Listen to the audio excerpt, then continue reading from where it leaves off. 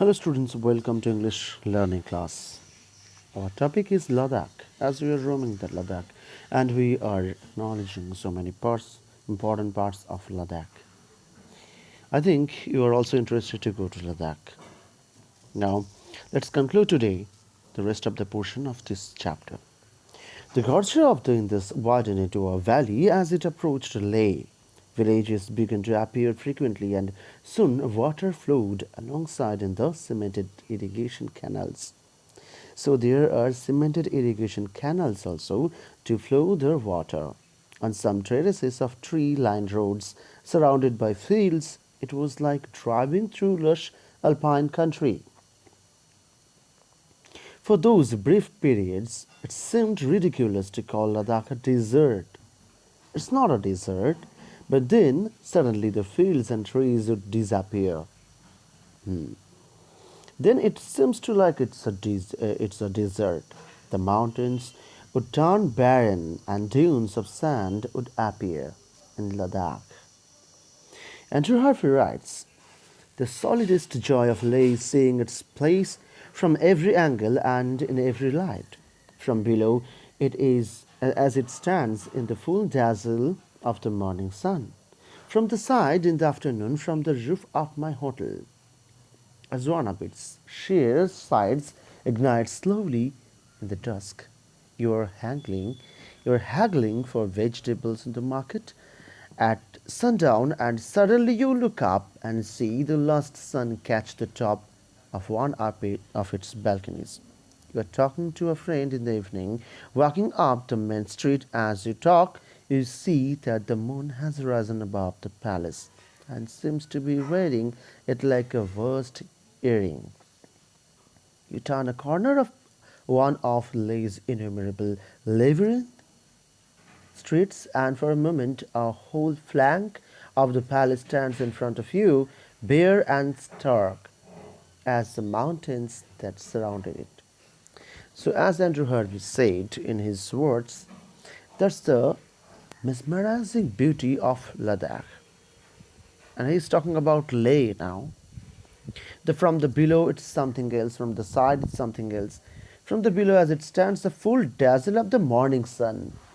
It's like that orangey flavor, that color is coming into that mountain. From the side in the afternoon, from the roof of my hotel, as one of its sheer sides ignites slowly in the dusk. You are haggling for vegetables in the market means just you are doing your regular work and you haven't noticed your wristwatch and you have just seen suddenly it is evening. See the last sun catch the top of one of its balconies. So it happens. As I said, the differences of colors, the differences of sunlight, it could be seen in those mountains. Because the mountains are settled in a way that sunlight cannot come as straight. So it is obstacled by some mountains, and when after some time it's coming to the next mountain, it is looking like the time difference. It's like that in one side it is dark, in one side it is bright. So the time and the sun's brightness cannot be measured in a way that we do in the plane.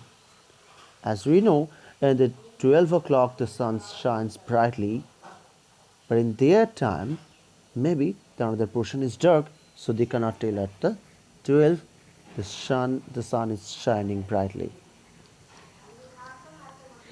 So these are the very important parts of the Leh Ladakh, and also he is talking about something that you were walking with your friend, walking up in the main street, and by walking and talking you haven't noticed that moon has risen above the palace and seems to be wearing it like a vast earrings, because it's seen very clear and seen in a vision that it's the vast earrings. You turn a corner of Leh's innumerable labyrinth street. It's like labyrinth street, why it's called. Labyrinth is just like the prison where the big buildings are surrounded by it. So it's like the road is just as a narrow lane, and the buildings are very high. So in the mountain, it's not suitable for the big road or the wide road, so it's only narrow lane is there. A whole flank of the palace stands in front of you, bare and stark as the mountains that surround it. Leh is permeated with a loving sort of spirituality that one associates with Lord Buddha and his followers, and Harvey calls it the spirit of Ladakh. Underline it. What's the spirit of Ladakh? He writes, and yet it is not the rocks and their dazzling forms that move me most. It is the signs everywhere in the wilderness of human companionship. Two men pass me on the path with donkeys laden with brushwood. They smile at me broadly and pass on. They have been walking high in the mountains getting wood for winter from the small tough bushes that grow in the ravines just below the tree line. Everywhere along the track there are mantra stones with the letters Om Mani Padme Hum carved on them, breathing their sacred words silently between rocks or at the side of a stream or in a bed of flower sprinkled moss. So, what happened here? What attracts our Andrew Harvey or our author here? That the spirit of Ladakh, that every man is pursuing, they, they are spreading the enchantments, they are spreading the love to each other, they are spreading the smile to each other. So, they are uh, just showing their humankind, their humanity. They are the strangers, and they are showing you their greetings and welcoming you every time, even you are the stranger. And they are showing the companionship that they are together. So you will not feel alone there. And also he loved the mantra stones that is written Om Mani Padme Hum everywhere. That is like the breathing, you are just breathing the sacred things every time. There are letos, shrines to the spirits of the rock and air, shrines to the gods of the landscape that are older than Buddhist gods but have been reconciled to Buddhism, gods of tempest and avalanche. Tempest, avalanche, that is, tempest is storm in the sea or storm, and avalanche, that you have seen that when the snow covered area is totally coming out to the downwards area. Or the snow big part of snow is coming down and destroying everything, that is the avalanche. God of streams that carry wealth to the valley, there are prayer flags, lonely, raised but enduring. They flap in the wind, breathing everywhere the words of Buddha. The wilderness of rock and light has been tamed. It remains exalted and sometimes frightening, but it doesn't have the inhuman solitariness of Antarctica or Sahara.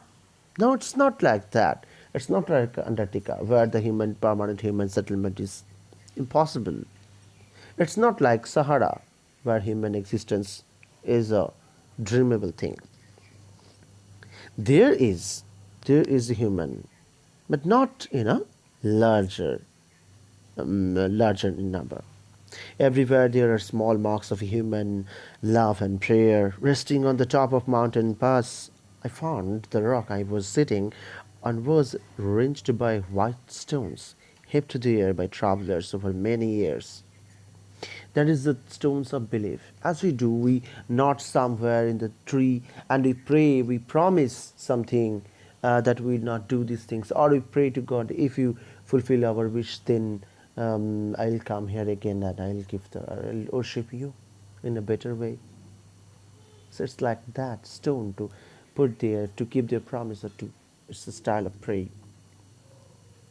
So, resting on the top of my mountain pass, I found that kind of rock I was sitting on was arranged by white stones, heaped there by travelers over many years. Walking on and on into the highest part of the pass, I found Just I was too tired to go any further. That there were a deserted shepherd's hut, with its roof torn off by the wind, and a small rose bush growing in the shelter of one of its walls. I sat in it, ate my bread and cheese. On the wall I had written with charcoal from the fire, Om, just the one letter, again and again. And under each letter he had sketched a rough Buddha's face.